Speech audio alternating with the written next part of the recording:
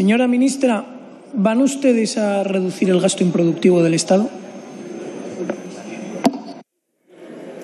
Señora ministra de Hacienda y Función Pública. Muchas gracias, señora presidenta. Yo creo, señor Figaredo, que cualquier gobierno en este país siempre intenta hacer un uso eficiente de los recursos públicos, pero me parece importante decir que detrás de sus palabras no hay la búsqueda de la eficiencia.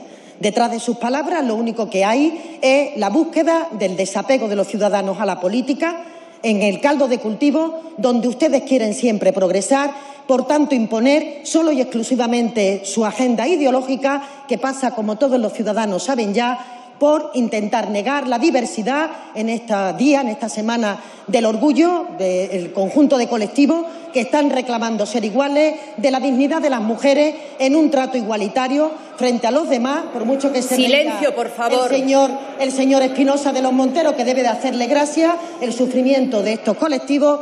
Igualmente, señoría, solamente decirle que el 80% del dinero de los presupuestos del presupuesto de España se destinan a el bienestar, por tanto, a la provisión de los servicios públicos, aquello que nos permite, en lo básico, al menos, ser todos iguales.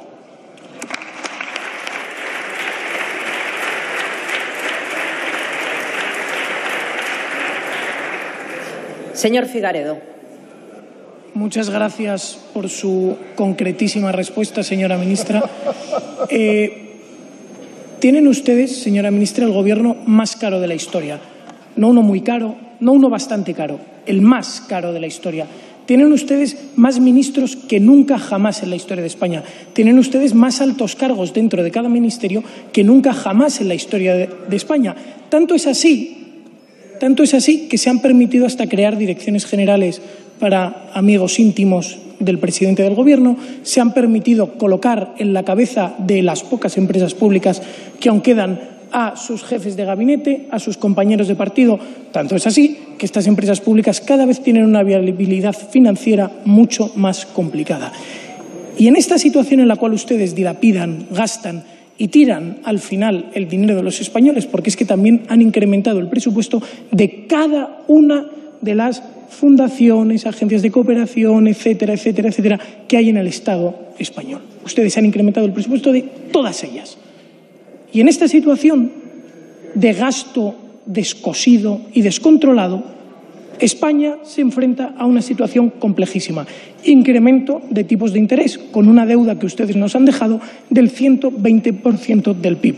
Reducción del ahorro familiar. Reducción también de los ingresos generales de los españoles, que se enfrentan a un crecimiento de solo el 0,2% frente a una inflación del 10% que su Gobierno nos está dejando, por supuesto, con precios de la energía récord, combustibles, gas, etcétera, etcétera. Entonces, señora ministra, yo le pregunto, ¿van ustedes a reducir ese gasto improductivo del Estado para dedicar realmente el dinero a las cuestiones esenciales de los españoles? Piensen ustedes, las pensiones, el déficit continúa incrementándose, la seguridad social, el déficit continúa incrementándose también. Entonces, le pido, señora ministra, dejen ustedes de gastar en tonterías, dejen ustedes de gastar en marketing, dejen ustedes de ponerles sueldos a sus amigos y, por favor, dediquen el dinero que los españoles pagan con muchísimo esfuerzo a las cosas realmente importantes y a las que efectivamente garantizan la igualdad de todos los españoles. Por favor.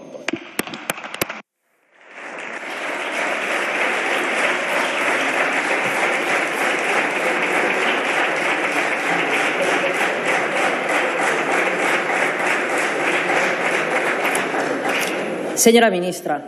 Muchas gracias, señora